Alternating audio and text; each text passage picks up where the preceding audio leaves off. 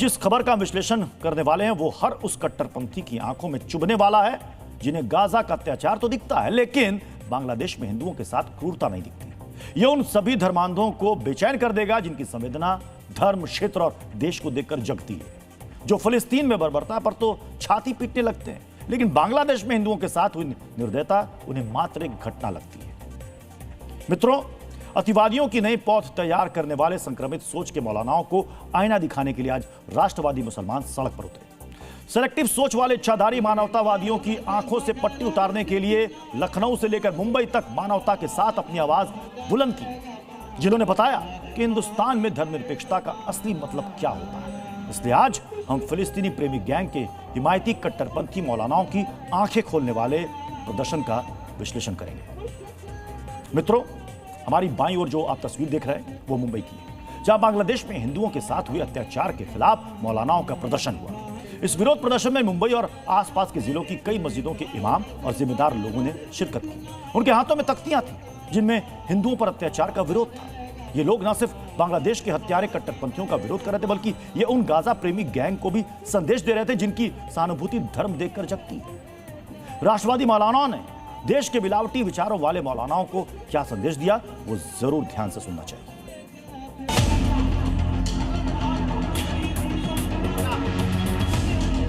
बांग्लादेश में जो जुल्म हो रहा है, नाइंसाफी हो रही है, क्योंकि इस्लाम का मानने वाला किसी भी मजहब का हो उस पर जुल्म नहीं कर सकता, और जो जुल्म करता है अपने आप को मुसलमान कहता है, वो इस्लाम से उसका दूर दूर तक कोई ताल्लुक नहीं है। ऐसे लोग खास तौर पर इस्लाम को बदनाम कर रहे हैं। ये सिर्फ गैर इंसानी नहीं बल्कि गैर इस्लामी भी है।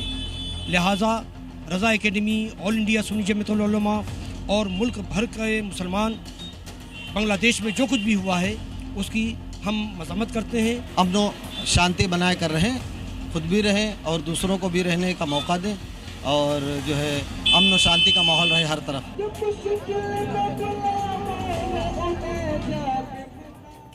जिस तरह मुंबई में मौलाना बांग्लादेशी अत्याचारियों के खिलाफ सड़क पर उतरे थे, उसी तरह लखनऊ में भी धर्मनिरपेक्ष मुसलमान प्रदर्शन कर रहे थे।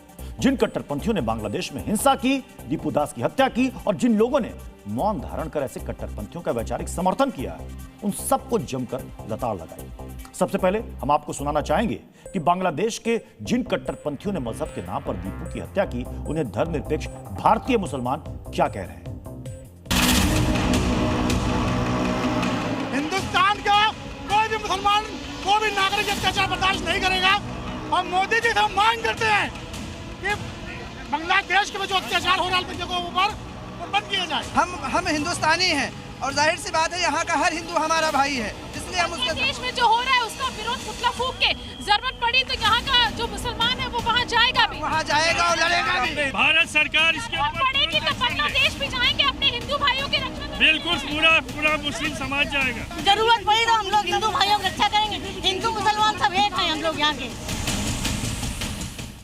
लखनऊ के राष्ट्रवादी मुसलमानों के शब्द कट्टरपंथियों को शूल की तरह चुभेंगे, उन धर्मांधों को बेहिसाब दर्द देंगे जो बांग्लादेश में मॉब लिंचिंग के क्रूरतम रूप को देखकर भी सिर्फ इसलिए खामोश है, चुप हैं क्योंकि दीपू एक बांग्लादेशी हिंदू था और मारने वाला मुसलमान। ये उन साजिद रशीदी जैसे कैमरा प्रेमी मौलानाओं को भी बेचैन कर देगा जो कैमरे पर आकर कट्टरपंथी हत्यारों की टोली की ये कहते हुए समर्थन करते हैं कि इश्क जिंदा करने की वजह से दीपू मारा गया, जिनका खून सिर्फ गाजा के नाम पर खौलता है। उन्हें लखनऊ के मौलानाओं को आज जरूर सुनना चाहिए।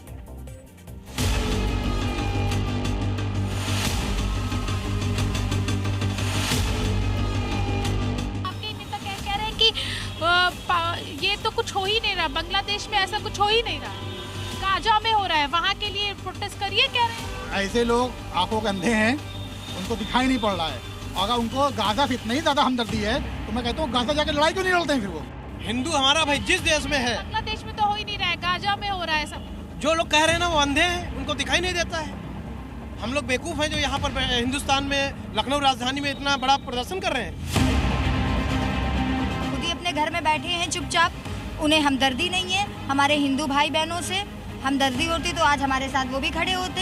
हम लोग खड़े हैं, हम लोगों के सीने में दिल है। जैसे वो लोग ये बात कह रहे हैं वैसे वो लोग भी तो प्रदर्शन कर सकते हैं, वो लोग भी तो ऑब्जेक्शन उठा सकते हैं। वो लोग क्यों नहीं ऑब्जेक्शन उठा रहे हैं? बस खाली कहना उन लोगों को आता है, करना कुछ नहीं आता है। कौन सी मानवता है ये आपकी? कौन सा इस्लाम है?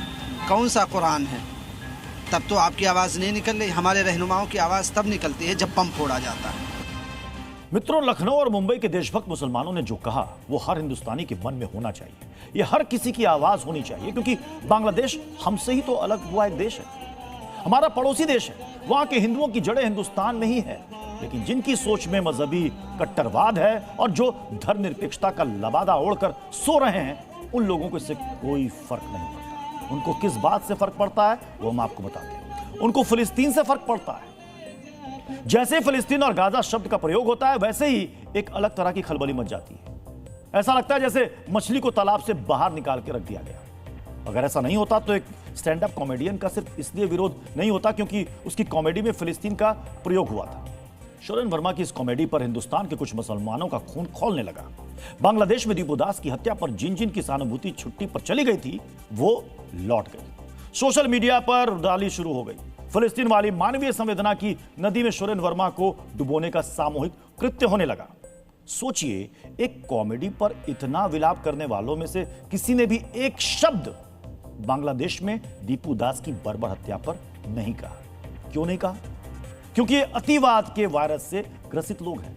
हालांकि ऐसे कट्टरवादियों के कुछ ऐसे एजेंडाधारी सहोदर भी हैं जो विदेश में बैठे हुए हैं और दीपू दास की हत्या पर जो संवेदना जता रहे हैं, उनके लिए शब्दों का प्रयोग करते हैं।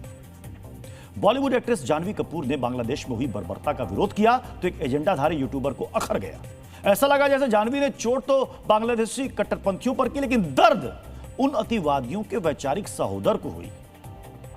उस एजेंडाधारी यूट्यूबर ने जानवी कपूर के लिए शब्दों की मर्यादा का पिंडदान कर दिया। जब फजीहत हुई तो सफाई का पुलिंदा पेश करने लगा। मित्रों, ऐसे एजेंडाधारी यूट्यूबर भी अंडरकवर कट्टरपंथी की श्रेणी में ही आते हैं। ये सोशल मीडिया पर लाइक, कमेंट और शेयर के लिए कट्टरपंथियों को अपना इष्ट देव मानकर उनका गुणगान करते हैं। गाजा और फिलिस्तीन का गाना गाकर अपने इष्ट देव की आरती उतारते फिरते हैं। लेकिन हिंदुओं पर हत्या के बाद न सिर्फ चुप्पी साध जाते हैं, बल्कि जो बोलता है उस पर अशोभनीय टिप्पणी भी करते हैं, ताकि उनके आराध्य प्रसन्न रहें, खुश रहें। ऐसे ही एजेंडाधारी यूट्यूबर और उनके वैचारिक सहोदर कट्टरपंथियों को लखनऊ और मुंबई के मौलानाओं ने सड़क पर उतरकर जवाब दिया है।